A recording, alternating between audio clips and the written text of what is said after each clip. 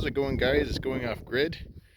I'm just showing you my little work setup here with my ATV and my little lawnmower trailer, ATV trailer. Got all my tools. We just did the roof here. It really needed to be done. She was leaking. And I reinstalled all their solar panels. These ones were here around in this position, maybe a little lower before. And then all these were on this side of the roof here. So I pushed these over to the other side. These 3 panels open voltage altogether is 104 volts. These 3 altogether is like 126 volts. So I took one out. So I believe these are like 103-ish for 5 of them. So I paralleled those with those. It works great.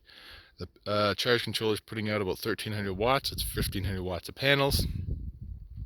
And that was not even peak day. I should go look at it now. It's getting close to peak.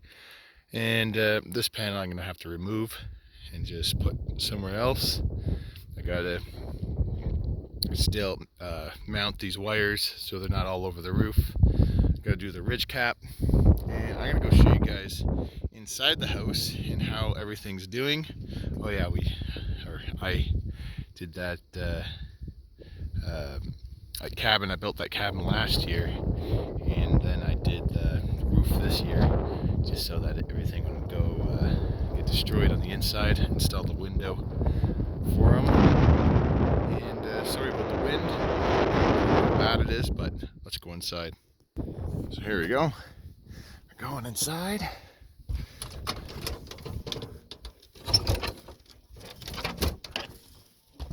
All right, so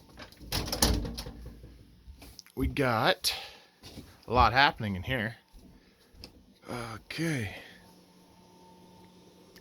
So here we got the system. Charge controller is not mounted because I lost the mounts. So I'm going to have to just put screws and wedge it. I'm going to figure that out probably today. How much we got coming in at the moment. We got almost 1200 watts coming in. I actually blew this controller, or blew the fuses inside of it. What happened was the panels on the roof, the 12-volt panels were hooked up one way, and the 24-volt panels were hooked up another way. They flopped the positive and negatives. I can't stand it when solar panel manufacturers do that. I don't understand how they even do that. Anyways, hooked it up, and of course it became a short. And so the battery's back fed through here and was trying to push current, or something happened. Popped 2 40-amp fuses in there. So I replaced those and it works again. Oh, here we go. We're hitting 1200 watts now. There we go. Sun's peeking out. You got the Signier, I believe that's what it is. Here's your model number and everything on the side. This thing's been doing good ever since it blew up. First time I installed it, it lasted 10 minutes, blew up, done. There was something faulty from the factory or shipping, I'm not sure.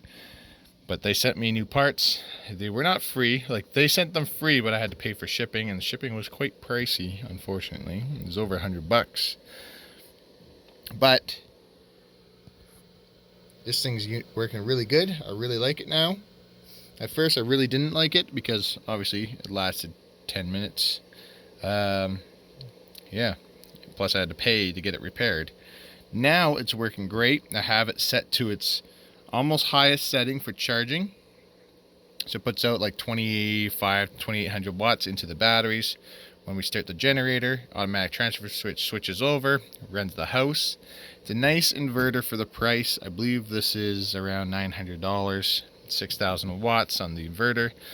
But with these inverters, it's only 3,000 watts per leg. So if this is 240, you can do 6,000 watts at 240, but it can only do 3,000 watts from one leg and 3,000 watts for the other leg.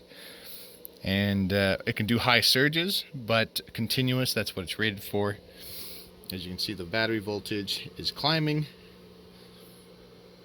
And everything's working really well. These are the sealed lead acids. We're moving these to the basement now that we have a basement. These will be going down there. These are old.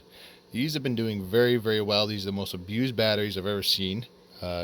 one winter when I came in here, they're down to 5 volts each, and they're in minus 30 conditions at 5 volts each. So I warmed them up as best I could. I only came for the weekend in the middle, I think it was January or something like that. I warmed them up as best I could. I charged them. I literally used my Jeep. My Jeep's got a 180 amp alternator, and I ran it all night long charging these things because I didn't want to lose them, because these are expensive, man. These are 135, 140 amp hours each. And there's more over here that I have jumpered just because I didn't want those going bad, so I just jumper cabled them, as you can see here. And everything's working good. Got to move these to the basement. Oh, one more thing I did here. Just a quick thing. I just installed this. So we're using a Schumacher charger to charge this little sealed lead acid battery. And look at this, guys. We got ourselves a diesel heater. I cut the rug all the way around it. Made sure there's no rug touching anything hot. It's outputting nice heat.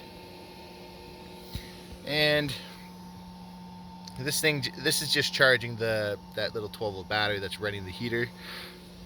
And that's because this heater is 12 volts. Showing you the view from the house. Yeah, this heater here is 12 volts, and we have a 48 volt system now. So I need to get a power supply that just does 12 volts with like a capacitor that can run this thing properly. But for now, this is what we do. It's a little battery. It's also a sealed lead acid ATV battery and a charger. And yeah, this is my grandparents' house. So anyways, thanks for watching. Hope you guys enjoyed the video, and I'll see you guys later. One more update. This is an old SWI power inverter. This is a 12 volt model. I had the 60 volt model. The 60 volt model was absolute garbage. Hated it. The thing, I blew up. They warrantied it. It blew up again. This 12 volt model is now 3 or 4 years old. We finally retired it. Ran this house for about 3 years. Really good inverter. I can't vouch for that. They're all going to be like this, but this one was awesome. I really, really like this inverter in particular. If the rest of them will be like that, I don't know. But their 60 volt was no good.